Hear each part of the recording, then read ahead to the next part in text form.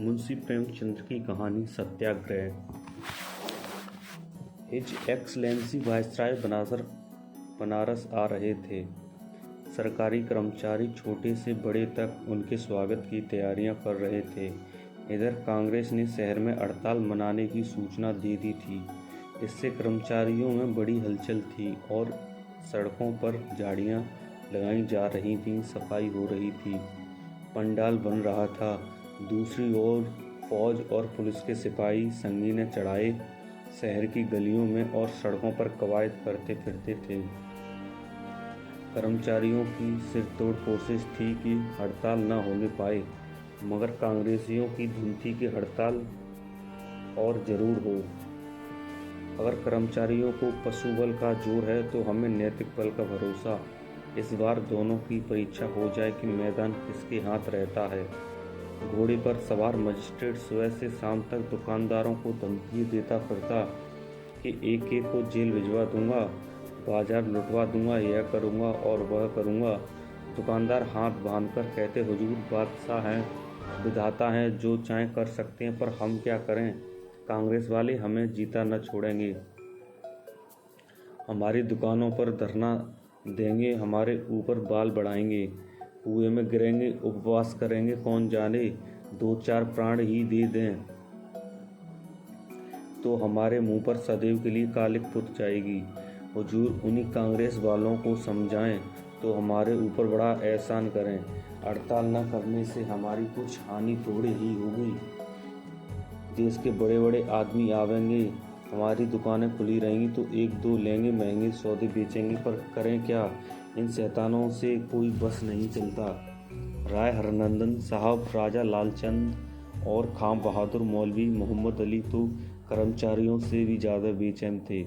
Magistrate के साथ साथ और अकेले भी बड़ी कोशिश करते थे। अपने मकान पर बुलाकर दुकानदारों को समझाते, उन्होंने विनय करते, आंखों दिखाते, इक्के बग्गी वालों को धमकाते, मजदूरों की खुशामद करते, पर कांग्रेस के मुट्ठी भर आदमियों का कुछ ऐसा आतंक छाया हुआ था कि कोई उनकी सुनता ही न था। यहाँ तक कि पड़ोस की कुलडिन ने भी निर्भय होकर कह दिया, हुजूर चाहे मार डालो पर दुकान न खुलेगी, नाक न कटवाऊंगी। सबसे बड़ी चिंता यह थी कि कहीं पंडाल राइस बनाने वाले मजदूर, बढ़ई, लोहार वगैरह काम न छोड़ दें, नहीं तो अनर्थ ही हो जाएगा। राय साहब ने कहा, हुजूर दूसरे शहरों से दुकानदार बुलवाएं और एक बाजार अलग खोलें। खास साहब ने फरमाया, वक्त इतना कम रह गया है कि दूसरा बाजार तैयार नहीं हो सकता। हुजूर कांग्रेस वालों को गिरफ्तार कर लें या उनकी जायदाद जब्त कर लें, फिर देखिए कैसे काबू में नहीं आते। राजा साहब बोले, पकड़ दकड़ से तो लोग और झल्लाएंगे। कांग्रेस से हुजूर कहें कि हम हड़ताल बंद कर दो तो सबको नौकरी दे देंगे, उसमें अधिकांश बेकार लोग भरे पड़े हैं, यह प्रलोभन पाते ही फूल उठेंगे। मगर मजिस्ट्रेट को कोई राय न जची। यहाँ तक कि वायसराय के आने में 3 दिन और रहे। आखिर राजा साहब को एक युक्ति सूझी, क्यों न हम लोग भी नैतिक बल का प्रयोग करें। आखिर कांग्रेस वाले धर्म और नीति के नाम पर ही तो यह तुम्हार बांधते हैं, हम लोग भी उन्हीं का अनुकरण करें, शेर को उसकी माद में पछाड़ें। कोई ऐसा आदमी पैदा करना चाहिए जो व्रत करे कि दुकानें न खुली तो मैं प्राण दे दूंगा। यह जरूरी है कि वह ब्राह्मण हो और ऐसा जिसको शहर के लोग मानते हों, आदर करते हों। अन्य सहयोगियों के मन में भी यह बात बैठ गई, उछल पड़े। राय साहब ने कहा, बस अब पड़ाव मार लिया। अच्छा, ऐसा कौन पंडित है? पंडित गदाधर शर्मा। राजा जी नहीं, उसे कौन मानता है, खाली समाचार पत्रों में लिखा करता है, शहर के लोग उसे क्या जाने। राय साहब, दमड़ी औजा तो है इस ढंग का। राय साहब, पंडित मोतीराम शास्त्री। राजा, बस बस, आपने खूब सोचा, बेशक वह है इस ढंग का, उसी को बुलाना चाहिए। विद्वान है, धर्म कर्म से रहता है, चतुर भी है, वह अगर हाथ में आ जाए तो फिर बाजी हमारी है। राय साहब ने तुरंत पंडित मोतीराम के घर संदेश भेजा। उस समय शास्त्री जी पूजा पर थे। यह पैगाम सुनते ही जल्दी से पूजा समाप्त की ओर चले। राजा साहब ने बुलाया, धन्य भाग। धर्मपत्नी से बोले, आज चंद्रमा कुछ बली मालूम होते हैं, कपड़े लाओ देखूं क्यों बुलाया है। स्त्री ने कहा, भोजन तैयार है, करते जाओ, न जाने कब लौटने का अवसर मिले। किंतु शास्त्री जी ने आदमी को इतनी देर खड़ा रखना उचित न समझा। जाड़े के दिन थे, हरी बनात की अचकन पहनी जिस पर लाल संजाप लगी हुई थी, गले में एक जरी दुपट्टा डाला, फिर सिर पर बनारसी साफा बांधा, लाल चौड़े किनारे की रेशमी धोती पहनी और खड़ाऊ पर चले। उनके मुख से ब्रह्म तेज टपकता था, दूर ही से मालूम होता था कि कोई महात्मा आ रहे हैं। रास्ते में जो मिलता सिर झुकाता। कितने ही दुकानदार ने खड़े होकर पैलगी की। आज काशी का नाम इन्हीं की बदौलत चल रहा है, नहीं तो और कौन रह गया है। कितना नम्र स्वभाव है, बालकों से हंसकर बातें करते हैं। इस ठाठ से पंडित जी राय साहब के मकान पर पहुंचे और मित्रों ने खड़े होकर उनका सम्मान किया। खां बहादुर बोले, कहिए पंडित जी, मिजाज तो अच्छे हैं। वल्ला आप नुमाइश में रखने के काबिल आदमी हैं। आपका वजन तो 10 मन से कम न होगा। राय साहब, एक मन इल्म के लिए 10 मन अकल चाहिए, उसी कायदे से 1 मन अकल के लिए 10 मन का जिस्म जरूरी है, नहीं तो उसका बोझ कौन उठाए। राजा साहब, आप लोग इसका मतलब नहीं समझ सकते। बुद्धि एक प्रकार का नजला है, जब दिमाग में नहीं समाती तो जिस्म में आ जाती है। हाँ साहब, मैंने तो बुजुर्गों की जवानी सुना है कि मोटे आदमी अकल के दुश्मन होते हैं। राय साहब, आपका हिसाब कमज़ोर था, वरना आपकी समझ में इतनी बात जरूर आ जाती कि जब अकल और जिस्म में 1 और 10 की निस्बत है, तो जितना ही मोटा आदमी होगा उतना ही उसकी अकल का वजन भी ज़्यादा होगा। राजा साहब, इससे साबित तो हुआ कि जितना ही मोटा आदमी उतनी ही मोटी अकल। मोटे राम, जब मोटी अकल की बदौलत राज दरबार में पूछ होती है, तो मुझे पतली अकल लेकर क्या करना है। हास प्रयास के बाद जब राजा साहब ने वर्तमान समस्या पंडित जी के सामने उपस्थित की, उसके निवारण का जो उपाय सोचा था वह भी प्रकट किया। बोले, बस यह समझ लीजिए कि इस साल आपका भविष्य पूर्णतः अपने हाथों में है। शायद किसी आदमी को अपने भाग्य निर्णय का ऐसा महत्वपूर्ण अवसर ना मिला होगा। हड़ताल न हुई तो और तो कुछ नहीं कह सकते, आपको जीवन भर किसी के दरवाजे जाने की जरूरत न होगी। बस ऐसा कोई व्रत ठानिए कि शहर वाले थर्रा उठें। कांग्रेस वालों ने धर्म की आड़ लेकर इनकी शक्ति बढ़ाई है। बस ऐसी कोई युक्ति निकालिए कि जनता के धार्मिक भावों को चोट पहुंचे। मोटे राम ने गंभीर भाव से उत्तर दिया, यह तो कोई ऐसा कठिन काम नहीं है। मैं तो ऐसे ऐसे अनुष्ठान कर सकता हूँ कि आकाश से जल की वर्षा करा दूँ, मेरी के प्रकोप को भी शांत कर दूँ, अन्न का भाव घटा बढ़ा दूँ। कांग्रेस वालों को परास्त कर देना तो कोई बड़ी बात नहीं। अंग्रेजी पढ़े लिखे महानुभाव समझते हैं कि जो काम हम कर सकते हैं वह कोई नहीं कर सकता।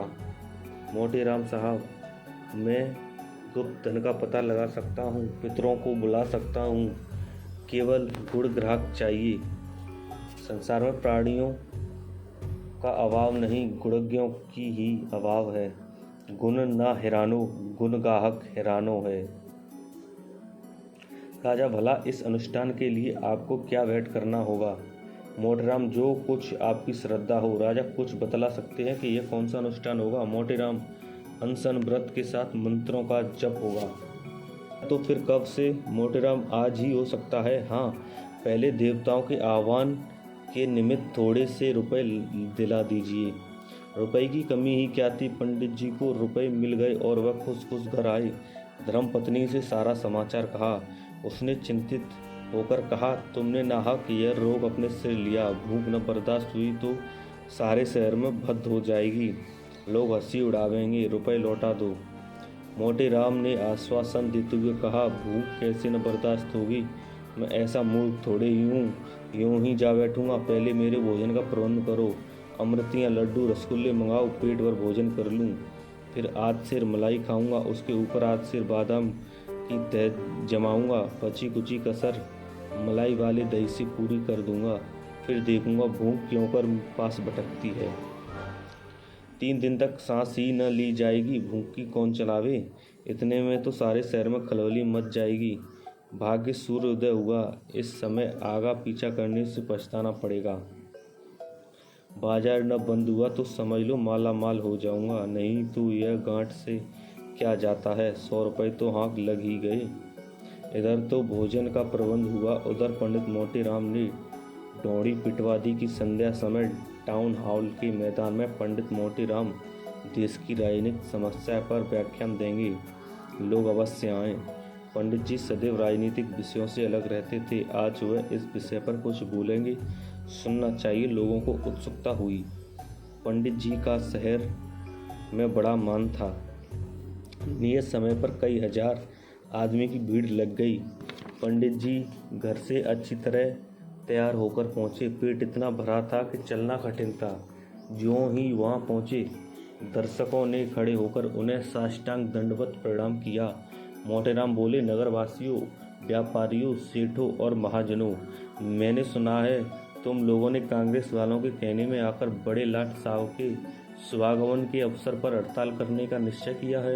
यह कितनी बड़ी कृतज्ञता है। वह चाहें तो आज तुम लोगों को तोप के मुंह पर उड़वा दें, सारे शहर को खुदवा डालें। राजा हैं, हंसी ठाठ नहीं। वह तरह देते जाते हैं, तुम्हारी दीनता पर दया करते हैं, और तुम गौओं की तरह हत्या बल खेत चढ़ने को तैयार हो। लाट साहब चाहे तो आज रेल बंद कर दें, डाक बंद कर दें, माल का आना जाना बंद कर दें, तब बताओ क्या करोगे।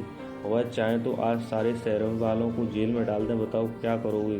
तुम से भागकर कहाँ जा सकते हो, है कहीं ठिकाना। इसलिए जब इस देश में और उन्हीं के अधीन रहना है तो इतना उपद्रव क्यों मचाते हो। याद रखो, तुम्हारी जान उनकी मुट्ठी में है। ताउन के कीड़े फैला दें तो सारे नगर में हाहाकार मच जाए। तुम झाड़ू से आंधी को रोकने चले हो। खबरदार, जो किसी ने बाजार बंद किया, नहीं तो कह देता हूँ यहीं अन्न जल बिना प्राण दे दूंगा। एक आदमी ने शंका की, महाराज, आपके प्राण निकलते निकलते महीने भर से कम न लगेगा, 3 दिनों में क्या होगा। मोतीराम ने गजर कर कहा, प्राण शरीर में नहीं रहता, ब्रह्मांड में रहता है। मैं जो चाहूँ तो योग बल से अभी प्राण त्याग कर सकता हूँ। मैंने तुम्हें चेतावनी दे दी, अब तुम जानो, तुम्हारा काम जाने। मेरा कहना मानोगे तो तुम्हारा कल्याण होगा, न मानोगे हत्या लगेगी, संसार में कहीं मुंह न दिखला सकोगे। बस यह लो, मैं यहीं आसन जमाता हूँ। शहर में यह समाचार फैला तो लोगों के होश उड़ गए। अधिकारियों की इस नई चाल ने उन्हें हतबुद्ध सा कर दिया। कांग्रेस के कर्मचारी तो अब भी कहते थे कि यह सब पाखंड है। राजभक्तों ने पंडित जी को कुछ दे दिलाकर यह स्वांग खड़ा किया है। जब और कोई बस न चला, फौज, पुलिस, कानून सभी युक्तियों से हार गए तो यह नई माया रची है। यह और कुछ नहीं, राजनीति का दिवाला है। नहीं, पंडित जी ऐसे 2 दिन में बोल जाएंगे। इस नई चाल की जड़ अभी से काट देनी चाहिए। कहीं यह चाल सफल हो गई तो समझ लो अधिकारियों के हाथ में एक नया अस्त्र आ जाएगा और वह सदैव इसका प्रयोग करेंगे। जनता इतनी समझदार तो है नहीं कि इन रहस्यों को समझे, गीदड़ भवकी में आ जाएगी। लेकिन नगर के बनिए महाजन, जो प्राय धर्म भीरू होते हैं, ऐसे घबरा गए कि उन पर इन बातों का कुछ असर ही न होता था। वे कहते थे, साहब, आप लोगों के कहने से सरकार से बुरे बने नुकसान उठाने को तैयार हुए, रोजगार छोड़ा, कितनों के दिवाले हो गए, अफसर को मुंह दिखाने लायक नहीं रहे। पहले जाते थे अधिकारी लोग, आइए सेठ जी कहकर सम्मान करते थे, और रेलगाड़ियों में धक्के खाते हैं, पर कोई नहीं सुनता। आमदनी चाहे कुछ हो या न हो, भइयों की तौल देखकर टैक्स बढ़ा दिया जाता है। यह सब सहा और सहेंगे, लेकिन धर्म के मामले में हम आप लोगों का नेतृत्व नहीं स्वीकार कर सकते। जब एक विद्वान, कुलीन, धर्मनिष्ठ ब्राह्मण हमारे ऊपर अन्न जल त्याग कर रहा है, तब हम क्यों कर भोजन करके टांगें फैला कर सोएं।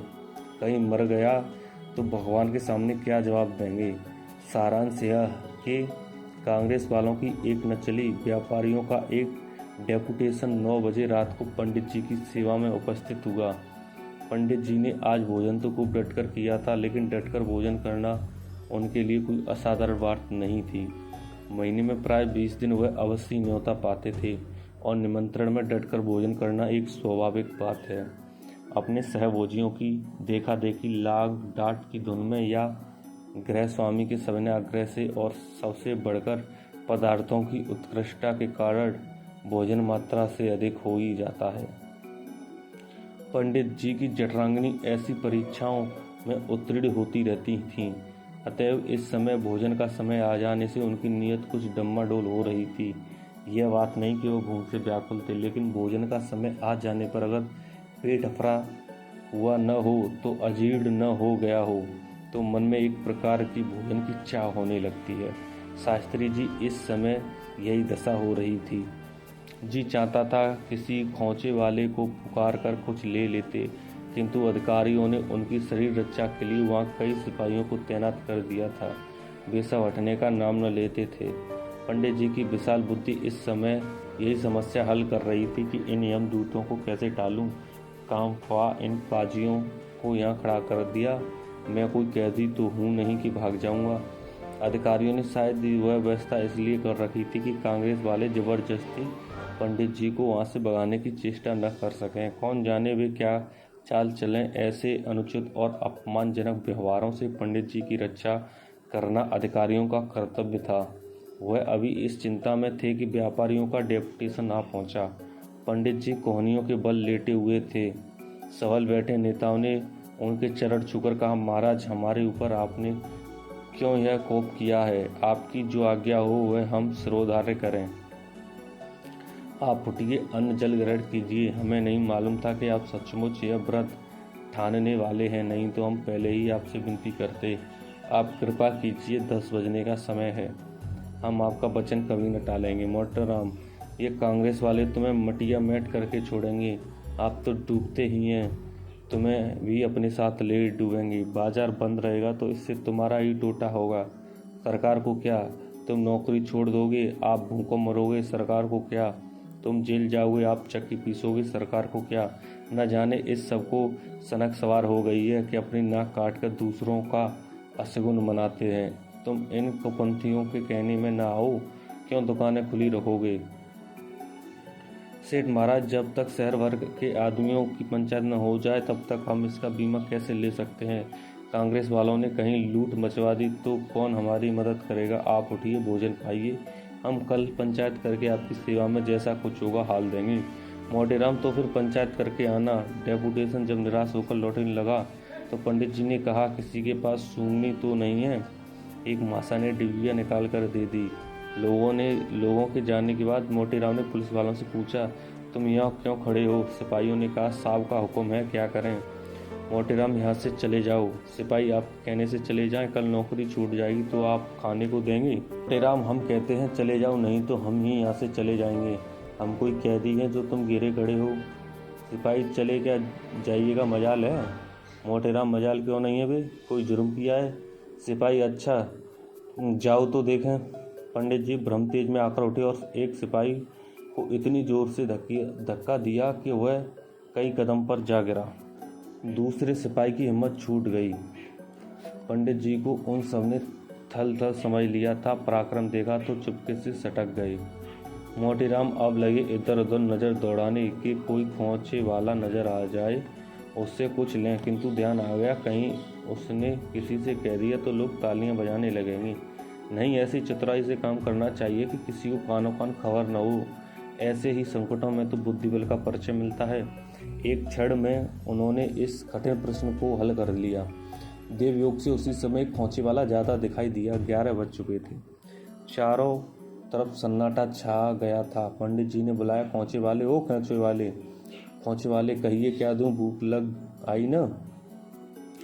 अन्न जल छोड़ना साधुओं का काम है, हमारा आपका नहीं। मोटेराम, अबे क्या कहता है? यहाँ क्या किसी साधु से कम है? चाहे तो महीनों पड़े रहें और भूख प्यास न लगे। तुझे तो केवल इसलिए बुलाया है कि जरा अपनी कुप्पी मुझे दे, देखूं तो वहाँ क्या रेंग रहा है। मुझे भय होता है कि सांप न हो। खोंचे वाले ने कुप्पी उतार कर दे दी। पंडित जी उसी लेकर इधर उधर जमीन पर कुछ खोजने लगे। इतने में कुप्पी उनके हाथ से छूटकर गिर पड़ी और बुझ गई। सारा तेल बह गया। पंडित जी ने उसमें एक ठोकर और लगाई कि बचा कुचा तेल भी बह जाए। खोंचे वाला कुप्पी को हिलाकर, महाराज, इसमें तो जरा भी तेल नहीं बचा। अब तक 4 पैसे का सौदा बेचता, आपने यह खटरा बढ़ा दिया। मोटेराम, भैया हाथी तो है, छूट गिरी तो अब क्या हाथ काट डालूं? यह लो पैसे, जाकर कहीं से तेल भरा लो। खोचे वाला पैसे लेकर, लो अब तेल भराकर मैं यहाँ थोड़ी आऊँगा। मोटेराम खोचिया रखे जाओ, लपक कर थोड़ा तेल ले लो, नहीं मुझे कोई सांप काट गया दौड़ जाओ पट्टे तेल लेते आओ, मैं तुम्हारा खोचा देखता रहूँगा। डरते हो तो अपने रुपए पैसे लेते जाओ।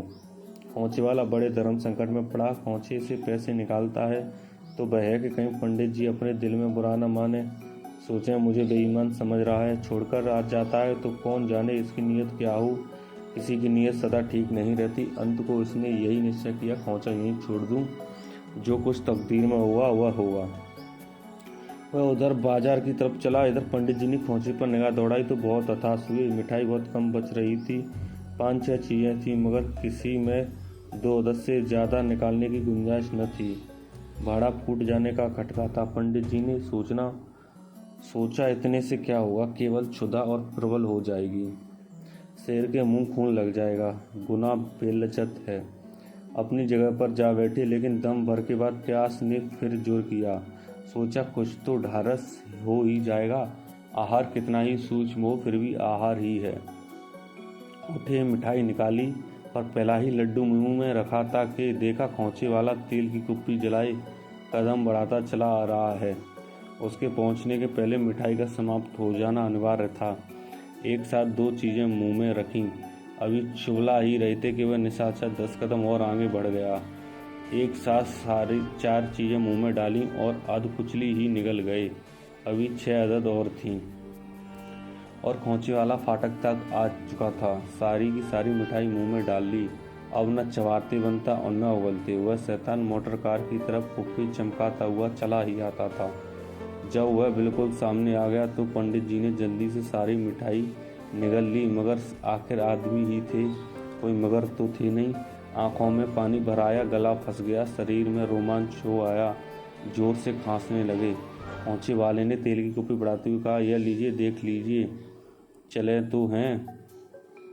आप उपवास करने पर प्राणों का इतना डर है, आपको क्या चिंता, प्राणी निकल जाएंगे तो सरकार बाल बच्चों की परवरिश करेगी। पंडित जी क्रोध तो ऐसा आया कि इस पाजी को खरी खरी सुनाऊं, लेकिन गले से आवाज़ न निकली। कुप्पी चुपके से ले ली और छूट मूठ इधर उधर देखकर लौटा दी। खोचे वाला, आपको क्या पड़ी जो चले सरकार को पक्ष करने, कहीं कल दिन भर पंचायत होगी तो रात तक कुछ तय होगा, तब तक आप हुई आंखों में तिलतिलियाँ उड़ने लगेंगी। यह कहकर वह चला गया और पंडित जी भी थोड़ी देर तक खांसने के बाद सो रहे। दूसरे दिन सवेरे ही से व्यापारियों ने मिसकॉट करनी शुरू की। उधर कांग्रेस वालों में भी हलचल मची। अमन सभा के अधिकारियों ने भी कान खड़े किए। यह तो इन भोले भाले बनियों को धमकाने की अच्छी तरकीब हाथ आई। पंडित समाज ने अलग एक सभा की और उसमें निश्चय किया कि पंडित मोटेराम को राजनीतिक मामलों में पढ़ने का कोई अधिकार नहीं, हमारी राजनीति से क्या संबंध। गरज सारा दिन इसी बात विवाद में कट गया और किसी ने पंडित जी की खबर न ली। लोग खुल्लम खुल्ला कहते थे कि पंडित जी ने 1000 रुपये सरकार से लेकर यह अनुष्ठान किया है। बेचारे पंडित जी ने रात तो लोट पोट कर काटी, पर उठे तो शरीर मुर्दा सा जान पड़ता था। खड़े होते थे तो आंखें तिलमिलाने लगती थीं, सिर में चक्कर आ जाता था, पेट में जैसे कोई बैठा हुआ कुरेद रहा हो। सड़क की तरफ आंखें लगी हुई थी कि लोग मनाने तो नहीं आ रहे। सांध्योपासना का समय इसी प्रतीक्षा में गया। इस समय पूजन के पश्चात नित्य नाश्ता किया करते थे। आज भी मुंह में पानी न गया था, न जाने वह सब घड़ी कब आएगी। फिर पंडिताइन पर बड़ा क्रोध आने लगा। आप तो रात को भर पेट खाकर सोई होगी, इस वक्त भी जलपान कर चुकी होगी, पर इधर भूलकर भी झांका कि मरे हैं या जीते हैं। कुछ बात करने की ही बहाने थोड़ा सा मोहन भोग बनाकर न ला सकती थी, पर किसे इतनी चिंता है। रुपए लेकर रख लिए, फिर जो कुछ मिलेगा वह भी रख लेगी, मुझे अच्छा उल्लू बनाया। किस्सा कोताहा पंडित जी ने दिन भर इंतजार किया, पर कोई मनाने वाला नजर न आया। लोगों के दिल में जो यह संदेह पैदा हुआ था कि पंडित जी ने कुछ ले देकर यह स्वांग रचा है, स्वार्थ के वशीभूत होकर यह पाखंड खड़ा किया है। 9 बज गए थे। सेठ भोंदूमल ने, जो व्यापारी समाज के नेता थे, निश्चयात्मक भाव से कहा, मान लिया पंडित जी ने स्वार्थवश यह अनुष्ठान किया है, पर इससे वह कष्ट तो कम नहीं हो सकता जो अन्न जल के बिना प्राणी मात्र को होता है। यह धर्म विरुद्ध है कि एक ब्राह्मण हमारे ऊपर दाना पानी त्याग दे और हम पेट भर कर चैन की नींद सोएं। अगर उन्होंने धर्म के विरुद्ध आचरण किया है तो उसका दंड उन्हें भोगना पड़ेगा। हम क्यों अपने कर्तव्य से मुंह फेरें। कांग्रेस से मंत्री ने दबी हुई आवाज़ से कहा, मुझे तो जो कुछ कहना था वह मैं कह चुका। आप लोग समाज के अगुवा हैं, जो फैसला कीजिए हमें मंजूर है। चलिए मैं भी आपके साथ चलूँगा, धर्म का कुछ अंश मुझे भी मिल जाएगा। पर एक विनती सुन लीजिए, आप लोग मुझे वहाँ जाने दीजिए। मैं एकांत में उनसे 10 मिनट बातें करना चाहता हूँ। आप लोग फाटक पर खड़े रहिएगा, जब मैं वहाँ से लौट आऊँ तो फिर जाइएगा। इसमें किसी को क्या आपत्ति हो सकती थी। प्रार्थना स्वीकार तो हो गई। मंत्री जी पुलिस विभाग में बहुत दिनों तक रह चुके थे, मानव चरित्र की कमजोरियों को जानते थे।